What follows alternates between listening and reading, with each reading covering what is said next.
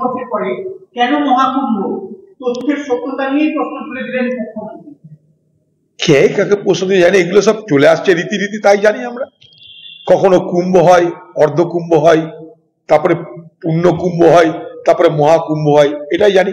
দিদি তো চণ্ডীপাঠ করে, মাথার তলে শিব নিয়ে ঘুমায়, ওদিকে কোথা থেকে জগন্নাথকে ধরে নিয়ে আসছে কোথায় দীঘাতে। দিদির এগুলো বেশি জ্ঞান আছে। দিদি কখনো হয়তো পশ্চিমবঙ্গের শঙ্করাচার্য হয়ে যেতে পারেন, বলা যায় না। আমরা শঙ্করাচার্য শুনেছি, দিদি হয়তো বললো আমি শঙ্করাচার্য হয়ে গেলাম। তাই হয়তো নতুন করে অনেক তার কোন বছর কোন তারিখ নতুন তার ব্যাখ্যা চলে আসছে বাজারে, আমরা জানি না। আমরা এইসব সাধু সন্ত যারা আছে, বিভিন্ন সমাজে যারা মাথারা আছে, কোথাও মৌলানা মৌলবীরা আছে, কোথাও সাধু সন্তরা আছে, তাদের এটা সাবজেক্ট, এটা আমাদের সাবজেক্টের মধ্যে পড়ে না। 144 বছর সেটা মেলা হবে না 144 ধারায় দিদি তার বিরুদ্ধে প্রতিবাদ জানানোর বিষয়টাকে বন্ধ করবে, আমাদের জানা নাই। এটা 144 হবে না 544 হবে, কবে থেকে কুম্ভ না আমি জানি না আপনি জানেন। চলে আসছে, বলা হয় আস্থা বিশ্বাসের উপরে চলে আসছে। সবাই ওখানটায় ডুবছে, চান করছে, বলছে আস্থাকে ডুবকি লাগা রায় হ্যায়, অর্থাৎ আস্থা আছে তাই আমরা সেখানটায় মাথা নিচু করে চান করছি, জলের মধ্যে ডুবিয়ে চান করছি, কারণ তাদের বিশ্বাস তাদের পূর্ণ হবে। তো সেটা 144 বছরের না 1044 বছর, সেটা বলার ক্ষমতা, জ্ঞান, ব্যাখ্যা আমাদের জানা নাই। আমার তো জানা নাই, দিদি জানা থাকতে পারে। তিনি অনেক বেশি পড়াশোনা করছেন, তিনি চণ্ডীপাঠ করেন, নিজে মুখে বলেন। তিনি ব্রাহ্মণের সন্তান, আবার বাপরে, তা তো বেশি জানবেই। তাহলে ব্রাহ্মণের সন্তান বেশি জানবে, চণ্ডীপাঠ করে, মাথার নিচে শিব নিয়ে ঘুমায়। শিব হয়তো দৈব শক্তিতে বলেছে যে জানো তো আমি 144 বছর না অনেক আগে থেকে আসছি, বলে দাও তুমি। চেষ্টা হচ্ছে, আজকেও সকালবেলায় বাংলাদেশের একটি দল চরভদ্রা সীমান্ত ক্রস করার চেষ্টা করছিল বিএসএফ পরিচালনা।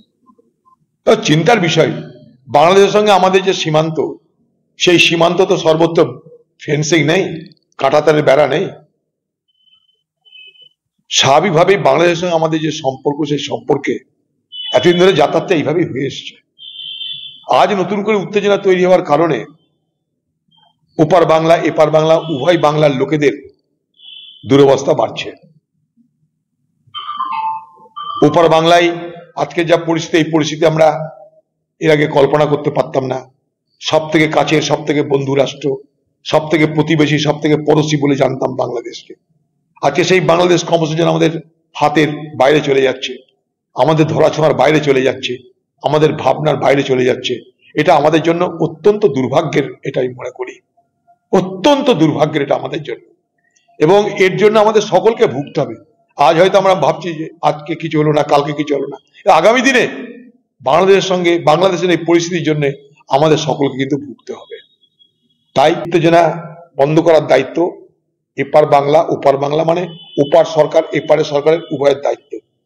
ওদিকে যারা আছে বাংলাদেশের সরকার তাদের, ভারতবর্ষের সরকার তাদের, তাদের মধ্যে যতদিন না পর্যন্ত বন্ধুত্বপূর্ণ সম্পর্ক হবে ততদিন এই সীমান্ত রেখাগুলো উত্তেজনা প্রবণ থাকবেই থাকবে। ওপার বা ওপারের মানুষ, তাদের সঙ্গে যতক্ষণ পর্যন্ত ভারতবর্ষের মানুষের, বাংলার মানুষের যতক্ষণ পর্যন্ত না সেই আত্মিক সম্পর্ক হবে, আমি বলছি কি সৌহার্দ্যপূর্ণ সম্পর্ক হবে, ততদিন পর্যন্ত কিন্তু উত্তেজনা চলতেই থাকবে। এটা কিন্তু বড় দুশ্চিন্তা, বড় দুর্ভাগ্যের। আমাদের এই জেলার হাজার হাজার মানুষের আত্মীয় থাকে ওপারে, আবার ওপারের হাজার হাজার মানুষের আত্মীয় এপারে চিকিৎসা করাতে, বিয়েতে অংশগ্রহণ করতে, উঠতে বসতে, এপার ওপারে যাতায়াত, সব তছনছ হয়ে যাচ্ছে আমাদের।